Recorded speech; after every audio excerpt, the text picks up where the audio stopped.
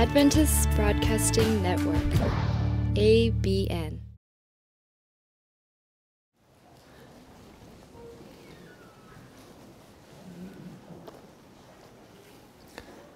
반갑습니다. 이 아침 이 태계원 교회를 찾으신 모든 발걸음에 하나님께서 복을 주시기를 바랍니다. 복은 임하는 장소가 따로 있죠. 물은 낮은 곳으로, 바람은 고기압에서 저기압으로, 복은 팔복에 나오는 그 조건 얘기게 맞습니까? 가난한 심령에 혹은 애통하는 온유한, 뻔하죠. 뭐 하나도 혼돈할 필요가 없는 것입니다. 복받는, 복이 임하는 데를 찾아 헤맬 필요가 없죠. 미국이냐 한국이냐 광야냐 골방이냐 혹은 선교지냐 혹은 문둥환자촌이냐 헤매고 다닐 필요가 없이, 복은 가난한 심령이면 뭐 그 사람이 대총 회장님이건 혹은 뭐 어제부터 교회 다닌 사람이건 어디에 있건 복은 임하도록 그렇게 규정이 되어 있어요. 그래서 하나님께 복을 받으시기를 바랍니다. 우리가 하나님의 말씀을 믿는다면 지금 이 자리에 예수님이 계시는 것입니다. 믿으시는지요? 전에 말씀드린 대로 어떤 신앙이 가장 높고 깊은 신앙인가, 설교를 할 수 있건 없건, 성경을 잘 알건 모르건, 교회를 다닌 지 10년이건 어제부터 다녔건 지금 내 옆에 예수님이 계시지 하는 생각으로 사는 사람, 그 사람이 가장 높은 신앙을 하는 거예요. 그 사람이. 그러니까 결국 골리앗을 죽인 사람도 다윗이잖아요. 그 당시 수없이 칼 쓰고 혹은 활 쏘는 그런 군인들이 아니고, 예수님이 내 옆에 계시지, 너는 그렇게 왔지만은 나는 만군의 여호와 이름으로 지금 그분과 함께 있지 하는 그 골리앗을 죽인 사람은 다윗이에요. 그래서 지금이라도 예수님이 옆에 계신 것을 믿으시기를 바랍니다. 그거 믿어야 된다. 지금 안식일인데 그거 안 믿고 여기 앉아 계시면은 오늘이 또 아무 의미가 없는 날이 되는 거예요. 말 그대로 유대인의 안식일이 되는 거죠. 유대인의 안식일과 우리의 안식일의 차이점은 그들에게는 예수님이 없는 안식일, 우리에게는 예수님이 계시는 안식일. 근데 예수님이 계시고 안 계시고는 내 믿음이 결정합니다. 이 성경책이 결정하는 게 아니고, 그렇죠? 이 책이. 여기는 분명히 오늘은 그분이 해지는 시간까지 우리와 함께 계신다고 기록이 돼 있지만, 그것이 현실이 되고 안 되고는 내 믿음이 결정한다니까요. 내 믿음이. 그러니까 신학이, 교리가, 이 책 속에 있는 하나님의 모든 은혜와 그분의 임재가 현실이 되려면은 내 믿음이 필요하다는 거죠. 믿음이. 그래서 지금이라도 예수님이 내 옆에 계신 것을 믿으시기를 바랍니다. 안에 계시건 앞에 계시건 뒤에 계시건. 그러니까 예수님이 옆에 계신 사람들의 모습은 확실히 예수님이 안 계신 사람들의 모습하고는 틀려요. 보면 알죠. 우리가 보면 알죠. 그래서 저는 안식일에 가서 이렇게 둘러보죠. 누가 예수님 옆에 모시고 있는 모습인가 하고 둘러보는데 한 100명 돼도 한 10명 안 돼요. 그런 사람들이. 그 참 큰 문제예요. 그것은. 그걸 신학과 가도 그걸 배울 수가 없는 일이고, 신학 석사 박사 과정에서도 그거는 취급을 안 하더라고요. 그건 취급을 안 해요. 그건 결국은 우리가 자신이 자꾸 자신을 깨어있게 만들어야 되겠죠. 그래야 되는 것입니다. 어떤 면에서 우리는 내 옆에 하나님이 계신다고 하는 그 자각, 그런 면에서 본다면 저는 중국 지하교회 혹은 가정교인들하고 쭉 있어 봤는데, 그들은 어디까지가 생활이고 어디까지가 기도인지 구분이 잘 안 돼요. 그들은 일상생활과 신앙생활이 혹은 일상생활과 기도가 구분이 잘 안 돼요. 보면. 자, 그렇다면은 제가 우리 재림교인들은 보니까 공부하는 데는 익숙해요. 공부하자 하면 잘 모이고 또 잘 가르치고 잘 앉아서 들으면서 이해하고 깨닫고 공부하는 데는 익숙한데 그냥 길을 가는 중에 혹은 교회에 와서 앉아서 예배 드리는 중에 혹은 밥을 먹는 중에 다른 사람들과 함께 대화를 나누는 중에 내 옆에 예수님이 계시지 하는 그 믿음에는 그들이 더 우수해요. 그들이.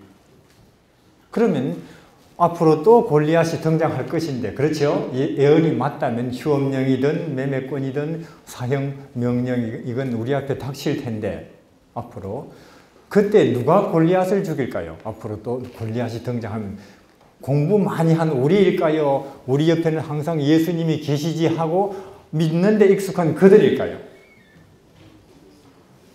그들일걸요? 심각하지 않습니까? 이것은.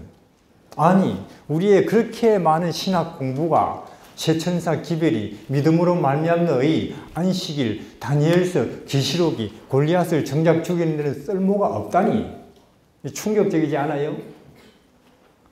그런 상황에서는 내 옆에 예수님이 계신다고 하는 그 자각, 인식, 믿음 외에는 아무것도. 저는 북한 사람들 돌보는 일을 한 7년 하면서 여러 가지 위태로운 순간 많았어요. 저도 수없이 도망 다니고 그런 중에 제 친구들 몇 명 죽고 동서남북 빠져나갈 구멍이 이제는 완전히 없구나 하는 그런 순간이 많았는데 그런 세월 7년이 그때는 다니엘서, 계시록, 생각도 안 난다니까요. 그걸 골리앗 앞에 딱 서보면 알아요. 용광로 속에 들어가야 된다고 할 때 우리가 배운 세천사, 기별, 다니엘, 계시록, 내가 집사지, 장로지 이런 거 아무것도 머리가 하얘져요. 그냥 하얘진다니까. 여기가 백지 상태가 된다니까요. 그때는 주여 믿습니다. 과거에도 이런 날이 있었고 그때에도 주께서 나와 함께 하셨지요 하는 불로 연단된 믿음 아니고는 안 통해요. 안 통해요. 그래서 여러분들이 지금 우리 재림 신자들에게 아주 필요한 것은 그대들이 늘 그렇게 공부했고 가르쳤던 그 예수를 이제는 그대들의 삶 속에, 그대들의 마음 속에, 그대들의 식사에, 그대들의 설거지에 모시는 일이, 그 연습이 정말 필요해요. 왜냐? 곧 폭풍이 닥칠 것이니까. 곧. 내 아들에게도 내 딸에게도 저 아이들에게도 나 자신에게도 골리앗보다 더 무시무시한 개국 이래로 없던 폭풍이 휩쓸고 지나갈 거니까 그때 무엇이 우리를 붙들어 줄까요? 예수님 외에는. 그것도 성경 속에 교리나 신학 속에 계신 예수님이 아니고 내 옆에 계신 예수님만 우리를 지킬 수가 있습니다. 그렇습니까? 근데 거기에 익숙해져 있지 않으면 내가, 내 아들이, 내 딸이 왜 안 익숙해져 있어? 공부하느라고, 직장생활 하느라고, 돈 버느라고. 이유야 많지요. 변명은 많고. 그러나 이유야 어떻든 다윗만 그 골리앗 앞에서도 여전히 담대하죠. 그렇죠? 우리가 그때 부끄러우면 안 되지요. 부끄러우면 안 되죠. 그래서 사도 바울이 말씀하셨잖아요. 공력이 나타날 것인데 지금까지 그들이 교회를 5년, 10년, 20년 혹은 집사, 장로, 심지어 목회자를 한 공력이, 신앙에 쌓은 공력이 나타날 것인데 그 공력이 무용지물이냐 아니면은 그것이 참말로 환란 속에서도 없어지지 않을 검이냐 하는 것은 불로 시험한다 그러죠. 그 불은 여러분들이 아시다시피 환란입니다. 환란. 그래서 오늘 이 시간에 지금이라도 예수님이 내 옆에 계신 것을 믿으시길 바랍니다. 그러면 안식일이고 이 시간이 진정한 예배지요. 그러면 그건 연습이에요. 끊임없이 자신을 환기시켜야 돼. 깨어있도록 끊임없이 자기를 연습시키지 않으면 우리는 그분이 안 계신 안식일을 지내는 것입니다. 아까 시대의 소망 우리 곽상욱 본부장님 말씀하셨는데 정말로 그 연습에 아주 요긴합니다. 그 연습에 시대의 소망. 저는 시대의 소망 처음 읽을 때는 그게 아주 좋은 종교 서적이래요. 종교 서적. 종교 서적인데 이게 한참 읽다가 두 번째 읽으니까, 두 번째가 아니죠. 한 번은 좀 더 예수님을 가까이 느끼고 싶어서 산속에 들어가서 한 일주일 밥 안 먹고 혼자서 그 책을 읽었거든요. 산속에서. 그렇게 읽으니까 거기에 있는 모든 야고보의 우물가에서 혹은 삭개오를 만나는 장면, 헬루병 여인을 만나는 이야기들이 하나의 영화처럼 이렇게 지나가대요. 내 눈앞을. 그러니까 하나의 과거에 기록된 내용이라기보단 지금 제 눈앞에 펼쳐지고 있는 예수님의 모습이었어요. 그것이. 그 모습들이 다. 저는 그것을 현실 속에서 보는 관객이고요. 관객. 이제 그걸 보고 나니까 예수님의 모습이나 예수님 주위에 있었던 일들이, 이야기들이 애매한 게 아니고 제가 본 사건이 됩니다. 제가 본 사건. 그래서 그 뒤로부터는 말을 해도 본 것처럼 어느 정도 이야기를 하게 됐어요. 그리고 또 한참 후에, 한참 또 그 책을 들여다보다 보니까 또 다른 차원이 있대요. 이제는 그 속에 있는 삭개오나 막달라, 마리아나, 헬루병 여인이 나라는 착각인지 모르겠어요. 이게 이건 나다. 그래서 제가 그 속에 등장하는 하나의 인물로서 예수님을 만나고 있더라는 거죠. 내가 삭개오고, 내가 사마리아 여인이고, 내가 헬루병 여인이고 하는 그런 착각인지 모르겠어요. 그러면서 한없이 그 전까지는 예수님이 정말로 불쌍하고 오갈 데 없는 사람들에게 구원이시고 그들을 위로하시고 좋은 일 하시는 좋은 분이구나 했는데 제가 막상 당사자가 되고 나니까 한없이 감사한 분이 되더라고요. 고마운 분이 되고, 그리고는 내가 저분을 위해서 뭘 할 수가 있을까 하는 그 생각을 이제 늘 하게 되대요. 왜? 저를 그 떼약볕에 물 들어오는 저를 다시 물 안 들어 오게 해주셨으니까. 삭개오 같이 마음이 허전해서 동서남북 모르는 저를 마음을 충만으로 채워 주셨으니까. 영원한 하늘에 소망을 제게 마음속에 넣어 주셨으니까. 저분을 위해서 난 뭘 할 수가 있을까? 그런 생각을 하는 사람으로 이게 사람이 변하더라는 거죠. 그런 사람의 생각을. 근데 이제 요즘은 보면 이래요. 더 다른 차원이 있는데 가끔씩 늘 그런 건 아니에요. 가끔씩 그걸 보다 보면은 이제 제가 예수님의 시선이나 시각이나 태도로 마음으로 그 삭개오나 혹은 막달라 마리아나 혹은 그 당시 집요하게 반대하고 멸시하는 제사장들을 보더란 말이에요. 예수님의 마음으로, 예수님의 시각으로 보는 차원이 있더라는 거지요. 저도 그전에는, 그렇게 되기 전에는 참 제사장들, 서기관들 어째 저렇게 철이 없을까? 어째 저렇게 모를까? 어째 저렇게 악할 수가 있나? 도대체 뭐가 씌었길래? 분노가 있고 마음에 적개심이 올라와요. 그렇게 진리이신 자기들이 그렇게 믿으라고 했던 메시아가 그들 옆에 왔는데도 그렇게 일관되게 무시 내지는 멸시 내지는 박해하는 그들의 모습을 붕괴하는 마음으로 봤는데 예수님의 시선을 가지고 이렇게 보니까 그들이 불쌍해지더라는 거죠.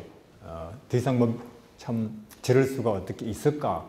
혹은 어떻게 저렇게 악한가가 아니고 그들이 참 측은하고 불쌍하다는 그런 생각이, 그게 이제 예수님의 마음과 시선으로 사물을 보는 것인데 저도 가끔은 그래요. 가끔은. 그래서 제게 그런 구원을 주는데 크게 도움이 된 책이 시대의 소망이에요. 저는 특히 유년시대 혹은 베들레헴 이야기를 읽으면서 예수님의 탄생, 제 가치관이나 혹은 제 방향이나 삶의 목표가 영원히 바뀌어버렸어요. 저도 그전에는 1등 혹은 앞자리 혹은 다른 사람에게 인정받는 그 무엇을 꽤나 가치를 두고 추구를 하고 싶어 했었어요. 근데 베들레헴의 아기로 이 땅에 오신 그 천지의 주제 되신 하나님을 보면서 영원히 제 가치관이나 사상이나 거룩함에 대해서, 가치에 대해서, 영광이라는 데 대해서 변해버렸어요. 영원히. 제 사고방식을, 마음의 정서 구조를 영원히 바꿔버린 거죠. 그 베들레헴의 이야기를 읽고 또 나사렛 이야기를 읽으면서.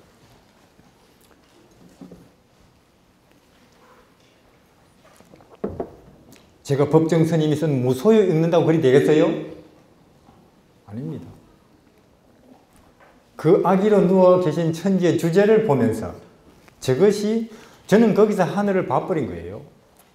영혼의 가치와 거룩함의 세계를, 하나님의 영광의 가장 깊고 높은 부분을 봐버렸어요. 그건 제 머릿속에서 지울 수가 없는 모습이에요. 베들레헴에 나사렛에 왔다 갔다 하는 그 아이는 영원히. 그래서 저는 그것을 권합니다. 그 뒤로부터는 저도 미국에 가봤거든요. 정말 큰 집에서 살대요. 주방도 있고, 주방 밥 먹는 데 따로 있고, 차 마시는 방도 따로 있고, 피아노 방도 또 따로 있더라고요. 그러나 그런 생각이 들어요. 이까짓 거 그런 생각이 들어요. 아무리 이까짓 거 이렇게 집이 커봤자 예수님이 오셨을 때 한 칸도 빈 방 없었는데 하는 그런, 그냥 이까짓 거라는 생각이, 집이 좋으면 좋을수록 크면 클수록 더 들어요. 그런 걸 가보면은. 또 지식을 우리가 상당히 높이지만은 지식인들을, 그러나 저는 이까짓 거 그런 생각이 들어요. 저것들 아무리 지식 많아봤자 그 전에 2000년 전에 그 지식인들 나름대로 교양 혹은 나름대로 문화, 지식을 가졌다는 이 지식인을 예수님이 그들 옆에 오셨는데도 알아보지 못했는데 뭐 이까짓 거 그런 생각이 들어요. 지식을 보고도. 그럼 제가 어떻게 그럴 수가 있느냐? 돌을 닦은 게 아니거든요. 예수라는 분을, 그분의 탄생과 그분의 성장과 삶을 보면서 희한하게 제 정신세계가 달라져 버린 거예요. 그래서 저는 자유가 뭔지 말할 수 있어요. 자유함이라는 게 뭔지를. 그래서 저는 여기서 다시 권하는 것이 시대의 소망을 읽으시라는 것인데, 중점적으로 1장부터 10장까지를 중점적으로 읽으시기를 바랍니다. 왜냐하면 아무래도 지금 우리 입장은 예수님의 탄생과 그분의 유년시대와 그분의 투쟁의 시기, 청년 시절이 우리 현재 생활에 해당이 되기 때문에 예수님이 침례 받으시고 일단 성령이 임하시고 난 뒤, 그 성령은 능력의 성령이죠. 난 뒤에, 그는 우리도 늦은비 성령 하에는 그런 활동을 할지 몰라요. 그러나 지금은 아직도 그분이 베들레헴 나사렛 30년 동안 하늘, 어제 말씀드린 것처럼 핵심으로부터, 하늘 중심으로부터 아버지의 무한하신 성품적 요소를 공급받아서 그분이 하신 말씀처럼 나는 스스로 아무것도 하지 않노라. 맞죠? 나는 스스로 아무것도 할 수 없노라. 내 표현, 내 모든 것은 하늘 중앙에서부터, 그게 은하의 중심인지도 모르겠어요. 아버지로부터 직접 공급받아서 내가 지금 목소리를 하고 있고, 내가 지금 뺨을 맞아도 아무렇지 않게 인내하고 있고, 남 앞에 엎드려서 발을 씻어준다. 30년. 우리는 그 길을 많이 참고해야겠습니다. 그것은 지금 우리에게 해당이 되기 때문에 그걸 많이 참고해야 우리 이런 아이들을 어떻게 똑바로 기를 것인지도 방향을 잡는다니까요. 그렇지 않으면 우리도 이 세상의 흐름을 따라서, 유행을 따라서 옷 입는 것도, 집 꾸미는 것도 자녀를 교육시키는 것도 따라가요. 하늘이 아니지요. 끊임없이 우리는 애굽에서 힘든 생활을 할 수밖에 없습니다. 그래서 아까 곽상욱 본부장님이 권하신 시대의 소망 예사로 듣지 마시기를 바랍니다. 특히 거기에 예수님의 탄생 그리고 그의 유년 시절 그의 투쟁의 시기 거의 외우도록 여기에 딱 들으면은 우리 북경에서는 그렇게 가르쳐요. 그렇게 뭐 앞으로 외우고 뒤로 외우고 거꾸로 외우고 그렇게 맹렬하게 가르칩니다. 어쨌거나 영생은 하나님과 그의 보내신 자 예수 그리스도를 알고 얼마나 그분에게 익숙해지는가 하는 거니까 영생은 그렇게 할 때에 예수 운동이 벌어질 것입니다. 우리 시편 22편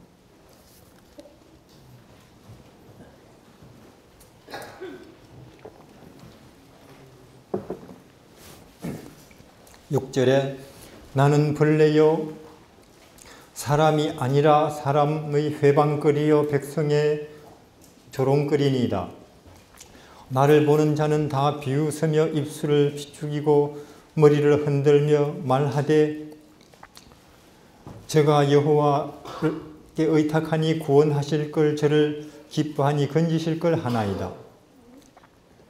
11절 환난이 가깝고 도울 자 없나이다. 많은 황소가 나를 애워싸며 바산에 힘센 소들이 나를 둘러서며 14절 나는 물같이 쏟아졌으며 내 모든 뼈는 어그러졌으며 내 모든 마음은 촛밀 같아서 내 속에서 녹았고 16절 개들이 나를 애워쌌으며 악한 무리가 나를 둘러 내 수족을 찔렀나이다. 예수님의 고난 아니에요? 저는 이 글을 읽으면서 이해할 수가 없어요. 그 예수라는 분의 정신세계를. 아니 도대체 이분은 전능을 가지고 있지 않아요? 전능을. 우주를 창조하셨고 그냥 파도 그렇게 태풍의 맹렬한 파도를 좀 가만히 있지 하니까 파도가 어떻게 돼요? 가만히 있어버려요. 파도가. 그런 어마어마한 능력을 가진 그분이 쩔쩔 매고 있어요. 지금. 맞습니까? 저들이 하나님 아버지 저를 침을 뱉네요. 저를 사정없이 패고 있습니다. 나는 어디로 가야 하며 나는 지금 어찌 해야 됩니까? 쩔쩔 매고 어쩔 줄을 모른다니까. 그 전능을 가지고도 이게 이해가 안 돼요. 사실 그분은 지금 한번 내려와 보시지. 그 십자가에서. 하고 조롱하고 있는 그 앞에 서 있는 군중들 그들 하나하나의 가장 수치스러운 죄를 지금 십자가에 달려 계시면서도 3D로 지금 바로 여기에 올릴 수 있어요. 그렇죠? 그 군중들 보는 데서 우리의 가장 부끄러운 부분을 완전히 비디오로 그냥 앞에 쫙 펼쳐버릴 수 있다니까요. 옛날 가늠한 여인이 끌려왔을 때도 그걸 써버리잖아요. 그들을. 그러면 그들은 한마디 입도 뻥끗 못하고 다 가버리겠죠. 왜 그렇게 안 하시고 하나님 저들이 이렇게 모여서 나를 때립니다. 비웃습니다. 어찌해야 저는 됩니까? 왜 이러시는가 하는 거죠. 이분이. 쇼를 하시는가. 그러니까 그분의 참 이 한없는 능력과 이와 같이 한없는 무기력함 사이의 그 어마어마한 간격 속에서는 우리가 뭘 발견하는가. 저는 여기서 에너지가 발생한다는 걸 알았어요. 여러분들은 계시록 14장에 나오는 많은 물소리 같은 찬송을 들어보셨는지요? 저는 그걸 들어본 것 같아요. 계시록 14장에 온 천지가 노래하는 많은 물소리 찬양을 들어본 것 같아요. 전 중국에서 활동하는데 중국은 나라 크잖아요. 그래서 여기저기 다니다 보면 기차 20시간이나 40시간 타고 갈 때도 있어요. 40시간을 앉아서 이렇게 가면 정말 지루하죠. 다리 퉁퉁 붓습니다. 그렇게 앉아서 날이 가고 밤이 가고 또 날이 가고 밤이 가면 이제 도착하는데 그래서 이제 안 피곤하려고 피곤하면 안 되죠. 그런다고. 가자마자 또 며칠 바로 아침부터 저녁까지 연속이니까 저는 정신을 집중시키는데 이제 예수 그리스도를 이제 생각을 해요. 시대의 소망에 있는 그대로. 이제 그렇게 생각을 하다 보면 한 2시간, 3시간 한 가지 방향으로, 한 가지 주제로 생각을 집중시키다 보면 그게 착각인지 혹은 계신지 전 잘 몰라요. 보이죠, 그 장면이. 예수 그리스도의 모습이 베들레헴이 보이고 혹은 갈릴리 바닷가가 이렇게 보이고 나사렛 그 좁은 동네에 왔다 갔다 하는 그 아이가 보여요.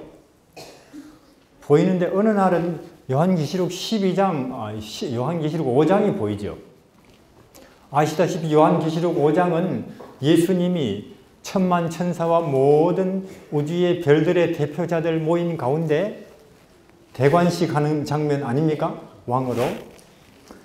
그게 어렴풋이 보이면서 저는 그분이 얼마나 높은 분인지를 희미하게 보게 됐어요. 우주에서. 얼마나 그분이 높고도 높고도 높은 분인지 어렴풋이 알면서 그 만유 가운데 만왕의 왕으로 드디어 취임하시는 그분의 어마어마한 높이와 함께 제가 이 땅에서 익숙히 본 그 베들레헴의 그 아기 모습이 함께 오버랩이 나타나요.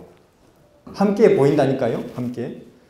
그 한없는 낮아진 모습과 우주에 가서 그 무한히 영광스러운 그 높은 모습이 함께 같이 보이면서 그 두 사이에서 생긴 그 낙차라고나 할까요? 낙차 간격에서 어마어마한 에너지가 발생하는 걸 저는 봤어요.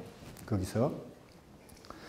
그 어마어마한 예수 그리스도의 높으심과 낮아짐의 그 간격 속에서, 낙차 속에서, 수력발전소 낙차있듯이 온 우주를 영원히 감격과 감사와 무한한 생명, 정서적 에너지로 충만하게 채워버리는 그 에너지가 거기서 발생하는 걸 저는 거기서 봤습니다. 그러면서 온 우주가 노래를 하는 걸 들었어요. 거기에서 발생하는 그 정신적 에너지는, 정서적 에너지는 우주를 영원히 그분에 대한 감사와 감격과 찬양으로 채워버리더라는 거죠. 그것이.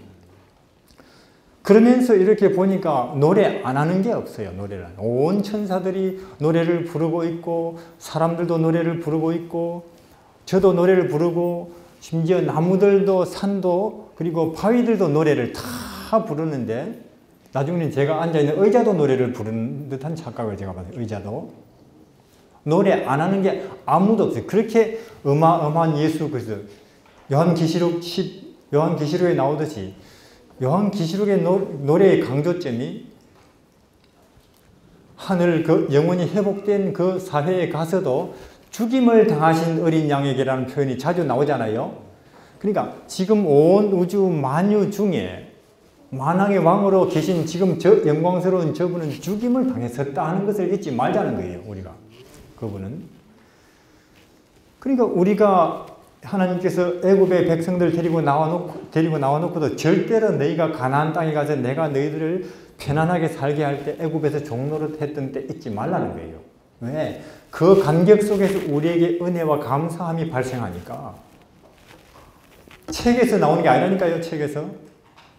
신학적, 교리적 이해에서 나온 게 아니고 우리가 얼마나 낮고 어두운 곳에 있었는데 지금 우리는 얼마나 빛나고 영광스러운데 끌어올려져 있나. 그 두 사이를 항상 같이 볼 때 거기에서 어떤 낙차가 생기고 기압 차이가 생기고 수압 차이가 생겨서 에너지가 발생하는 것이 우리로 하여금 생명이 되게 하고 빛이 되게 하고 찬송이 되게 한다는 것입니다. 저는 그걸 거기서 본 거죠. 거기서. 그래서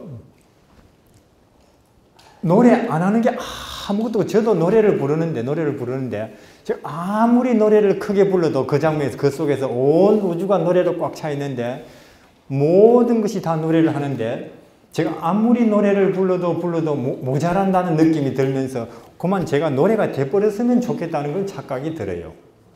그렇게 되면 주위의 사물을 의식 못해요. 몸 피곤한 거는 온데간데가 사실 없는 것이고. 그래서 노래를 부르는데 모든 천사들이, 모든 만물이, 심지어 무생물계까지도 예수 그리스도를 찬양 안 하고는 못 견디는 거예요. 자기 속이 터져버릴 것 같아서. 속이. 저렇게 높으셨던 분이 이렇게 낮아질 수가 있다니 하는 그 간격을 우리가 인식하고 볼 때, 그러니까 지금 우리가 부르는 찬송은 아직도 노래도 아니고 소리예요. 왜? 우리는 아직도 하늘에 가서 보게 될 그분의 영광을 모릅니다. 그러나 우리가 어느 날 하늘에 갔을 때 드디어 그분이 얼마나 높고 위대하고 영광스러운 분인지를 보면서 실감할 때, 그때 우리 부르는 찬송이 진정한 찬송이죠. 그럴 것입니다. 그 천사들도 그래요. 여기 보세요. 시편 24편에 천사들도 어떤 면에서 보면은 그들의 기쁨이, 그들의 취미가, 그들의 하고 싶은 일이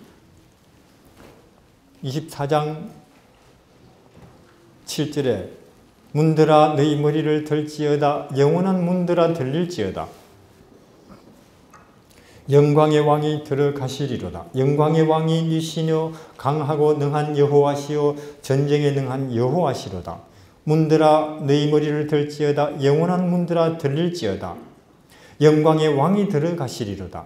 영광의 왕이 니시뇨. 이제 예수님이 이 땅에서 다시 십자가로 다시 마귀를 완전히 이겨버리고 이제는 하늘로 계선 승천하실 때 노래 아니에요? 하늘 천사들은 다 마중 나왔어요. 드디어 우리 사령관이 33년 그 무서운 투쟁, 인간의 몸을 입고도 마귀를 이겨버렸다. 머리를 완전히 깨버렸다는 거죠. 그리고는 개선하시는 그들의 사령관 예수 그리스도를 마중하기 위해서 다 나왔어요. 다 나왔어요. 그리고는 자기들께 하는 말이 문들아 들릴지다. 문 여세요. 문 여세요. 왜요? 영광의 왕이 전쟁에 이기신 우리 예수님이 들어가십니다. 아 그래요? 그래서 문들아 들릴지어다 하니까 또 저쪽에 누군데요? 바보 같잖아요. 뻔히 알면서 그들이 또 묻고 대답하고 그래요. 바보같이 완전히 말했는데 방금. 왜 이러냐 그들은. 하여튼 예수님이 이기셨어요. 그분이 구세주예요. 그분이 찬송받아야 됩니다. 영광과 찬송이 그분에게 영원히 지속되어야 된다 하는 말을 하고 싶어서, 아직은 한 번이라도 한 번 더 듣고 싶어서 말을 하면서 기쁘고, 예수 그리스도가 구세주고 승리자라는 말을 들으면서 기쁘고, 그래서 그 말 또 한 번 더 해줄래? 바보 같잖아요. 그러나 그게 천사들의 죄 없는 사람들의 죄 없는 세계의 그들의 정서예요. 이해하시겠습니까? 순수한 빛의 세계와 죄 없는 세계의 그들의 정서는 예수 그리스도를 높이고 예수 그리스도가 그분을 찬송하는 거기에서 그들은 끝없는 기쁨과 즐거움을 누린다니까요. 근데 죄 많은 우리만 자꾸 컴퓨터 보려고 그러고 자꾸 명예나 권력이나 딴 데서 찾으려고 그러고, 우리가 참 너무나 빛과 진리와 생명의 속에서 아득히 멀어져 있어요. 배워도 그렇고 교회를 다녀도 때로는 그렇고.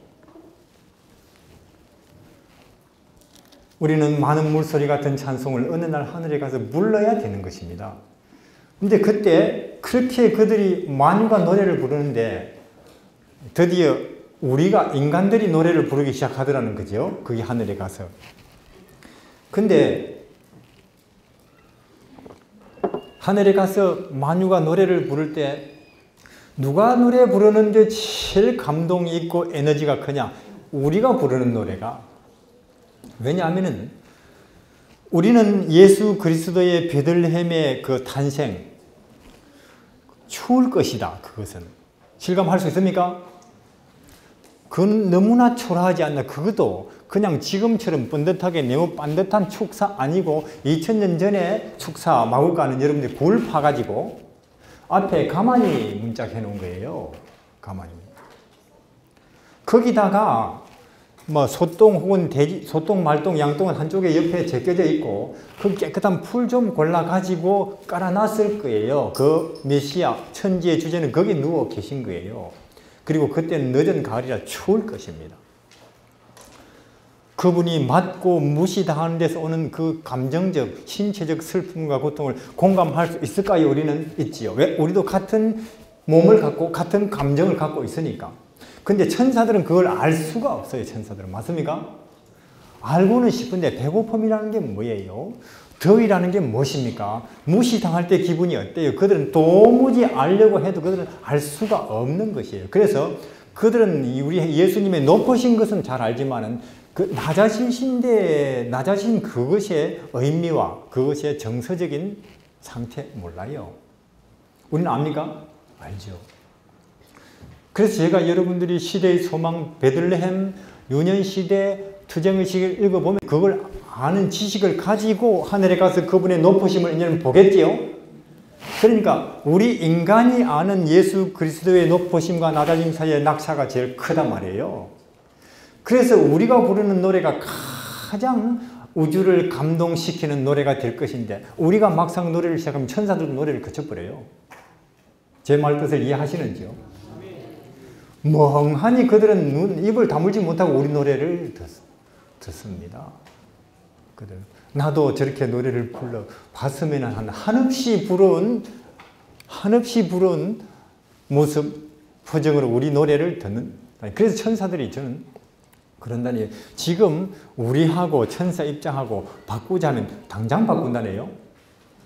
내 지금 천사 지금 우리 이 땅에 와서 책방살이 하고 추위 더위 걱정하면서 뭐 한다 해도 당장 바꾼대요. 아니까. 근데 무지한 우리만 모르죠. 우리 인간은 언제 철이 들까요? 우리 인간은 언제 하늘에 대해서 빛에 대해서 생명세계에 대해서 눈을 뜰까요? 감각이 생길까요? 공부한다고? 천만에요. 공부하면 오히려 더 감각이 흐려질 수가 있습니다. 공부하는 것도 조심해야 됩니다. 그게 생명 아닌 공부라면, 그게 진리 아닌 공부라면, 그게 예수 아닌 공부라면 조심하시라니까 공부 많이 시키고 하는 것도 그거. 그런 낙차 속에서 그러니까 예수 그리스도의 그 낮아지심은 우리에게 뿐만 아니라 영원히 우주를 구조 조정하는 의미가 있죠. 전에는 범죄의 가능성이 있는 우주에서 이제는 범죄의 가능성이 영원히 없는, 범죄는커녕 노래 안 부르고는 못 베기는데요. 천사도 우주의 거민들도 우리도 그분을 찬송하지 않고는 심장이 터지려고 그러는데요. 그것이 예수의 사역입니다. 그런 예수를 이 땅에서 어쨌거나 더 그분의 낮아짐을 더 많이 알수록 좋을 것입니다.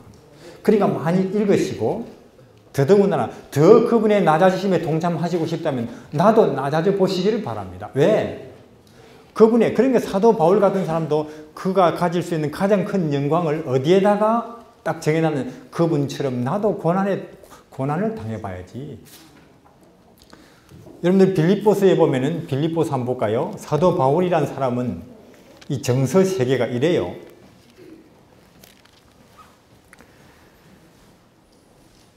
10절에 내가 그리스도의 그 부활의 권능과 그 고난에 참여함을 알려하려 하여 그의 죽으심을 본받아 어찌하든지 죽은 자 가운데서 부활에 이르려 하노니 내가 이미 얻었다 함도 아니요 온전히 이루었다 함도 아니고 내가 오직 예수 그리스도 안에 있는 그것을 잡으려고 쫓아가노라.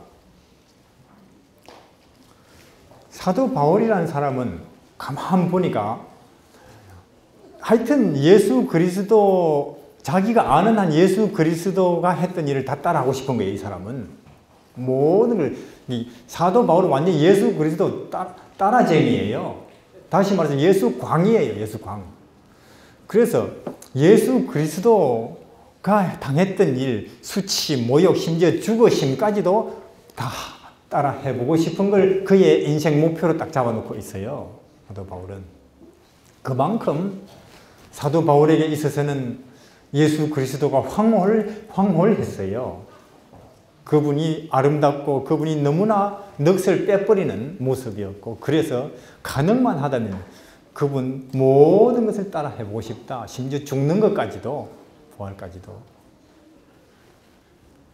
우리는 지금 우리의 재림 신앙을 다시 예수께로 초점을 맞춰야 될 것입니다.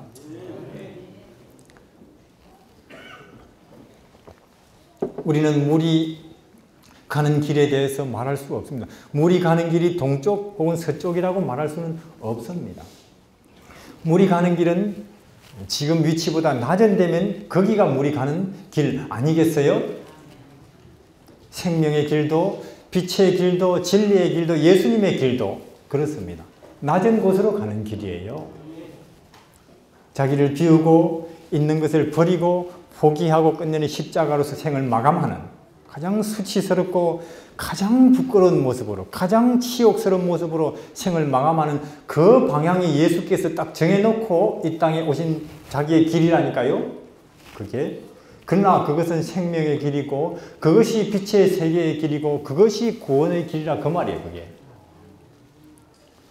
다시 말해서 지금 우리도 우리의 삶 속에서 에너지가 발생하려면은 우리 삶 속에서 대한민국은 둘째치고 태계우는 둘째치고 가장 내 가까이 있는 사람이라 할지라도 그들에게만이라도 감동과 감격을 끼칠 수 있는 에너지가 내 인생 속에서 발생할 수 있는 유일한 길이 있다면 지금보다 낮아지는 길입니다. 이해하시겠어요? 낮아지는 길이에요. 저는 여러분들 그러니까 지금보다 낮은 길이 있다면 그 길을 내 인생의 길로 삼으리라 결심하시기를 바랍니다. 그래야 우리는 이 시대를 감동시킬 수 있는 에너지를 드디어 얻는다니까요. 근데 지금 우리는 이 시대를 감동시킬 에너지 없습니다. 시대는 그냥 내 옆에 있는 사람도 감동 안 하는데요. 나를 보고. 우리는 왜냐? 오히려 더 높아지고 더 존경받고 더 인정받는 쪽으로 나와 내 아들, 딸의 방향을 정해놓고 있지만 그걸 그렇게 되려면 남의 오히려 희생을 끌어모아야 돼. 에너지를 끌어모아야 돼. 흡수해야 돼요. 재물이든 시간이든 남은 고생시키고 나는 이것은 마귀의 길입니다. 사망의 길이고 흑암의 세계에서 온 방향이라니까요. 그러나 그것은 참말로 매혹적이고 매력적이죠. 언제든지 에덴 동산에서 그랬고 2000년 전에 그랬고 오늘도 마찬가지고. 근데 거기는 생명은 그는 육신의 길이요. 그것은 세상의 길이고 그렇게 살면 그대들은 반드시 죽으리라고. 평안도 없을 것이라고. 소망도 행복도 없을 것이라고. 우리는 그렇습니다. 앞으로 우리의 길을, 내 인생길을 내가 나 자신과 우리 주위 사람들을 진리로 혹은 은혜로 감동시킬 그런 에너지가 내 속에서, 내 삶 속에서 나올 수 있는 유일한 길이 있다면 지금보다 낮아지는 길입니다. 그 낮아지는 정도가 더 높을수록 그를 통해서 더 강력한 에너지가 발생될 거예요. 대표적인 사람이 요셉 아니에요? 아들에서 팔려서 종, 그걸로 바닥인 줄 알았는데 이제는 감옥살이. 그 요셉으로 인해서 온 애굽이 살았습니다. 그 당시 사회가 감동했어요. 마찬가지로 다윗이 그렇고 다니엘이 마찬가지 아닙니까? 그들은 죽으면 죽으리라. 낮아지면 낮아져 보지 뭐까지 아무렇지 않은 죽기 아니냐 하면서 가는 데까지 가보니까 영광로고 사자굴인데 그 바벨론 제국 전체가 그들로 인해서 어마어마한 감동을 받지 않습니까? 심지어 그 제국을 통치하는 왕이 앞에서 절한다니까요. 그러니까 우리가 우리 자신을 스스로 낮출 때 하나님은 우리를 높이신다니까요. 그런 사람을 우리는 이것은 과학입니다. 여러분들이죠. 제가 지금 밑도 끝도 없는 이야기 하는 게 아니고 이거는 하나의 철저한 과학이라니까요. 수력발전소가 그렇듯이 영적 세계에서 꼭 같이 거기서 에너지가 발생하는 것입니다. 그것을 사도 바울 말한 것처럼 사도 바울 같은 경우에는 내가 예수 그리스도의 복음을 전하려 하면 내 목숨을 조금 더 아까운 것으로 여기지 아니하노라 하고 달려간 그 생애가 있었기 때문에 그가 지금까지도 에너지를 발산하고 있는 거 아니에요? 그들은 죽고 없었지만 2000년에 죽었지만 그들은 죽은 게 아니에요. 그들은 강력한 이 세상을 앞으로 수천 년을 감동시킬 에너지를 남겨놓고 그들은 잠들어 있는 것입니다. 노병이 죽지 않는 게 아니라 참말로 하나님의 백성들이 죽지 않는 거예요. 그들의 인생은 죽음으로 끝난 게 아니고 영원한 시대를 별처럼 밝히며 감동시키는 에너지를 남기고 죽었고 그 에너지를 우리도 지금 받고 있다니까요. 그 영향을. 근데 지금 우리는 생각해보십시오. 내 인생을 놓고 생각해보시고 내 자녀들의 인생을 놓고 생각해보십시오. 앞으로 100년 후에 사람을 감동시킬 수 있는 인생인지 아니에요. 100년 후는 이 시대에도 가장 내 가까이에 있는 사람은 내 인생에 감동 안 받잖아요. 왜냐? 우리는 우리의 방향을 에너지를 발산하는 방향이 아니고 오히려 끌어모으려고 하는 사망의 방향으로 잡아놓고 이 시대의 흐름을 따라가고 있기 때문에 이제는 그런 비과학적인 길을 가지 마시기를 바랍니다. 우리는 이제는 예수 운동을 해야겠어요. 이제는 예수를 우리는 말로만 믿는 게 아니고 신학적으로 교리적으로만 믿는 게 아니고 그냥 형식적으로 예배의 대상으로만 볼 게 아니고 참말로 그분의 태도와 모습과 삶의 방식 속에서 생명을 구원을 진리를 배워야 될 것입니다. 어쨌거나 그분의 한없는 높으심을 우주에 가서 볼 것입니다.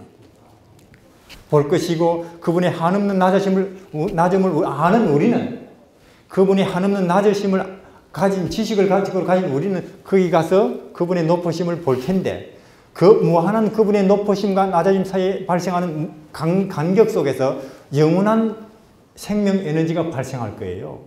그때 거기서 참말로 노래를 불러봐야 안 되겠습니까? 이제는 여러분의 삶의 길을 낮은 곳으로 잡으시기를 바랍니다. 선교지로 갈 것이냐, 골방으로 갈 것이냐, 혹은 문농촌으로 갈 것이냐, 광야로 갈 것이냐 묻지 마시고 지금보다 낮은 곳이 어디이냐 하고 살피시기를 바랍니다. 그럼 내 삶도 헛되지 않을 것입니다. 끝으로 한 말씀 보고 마치겠습니다. 시편 148편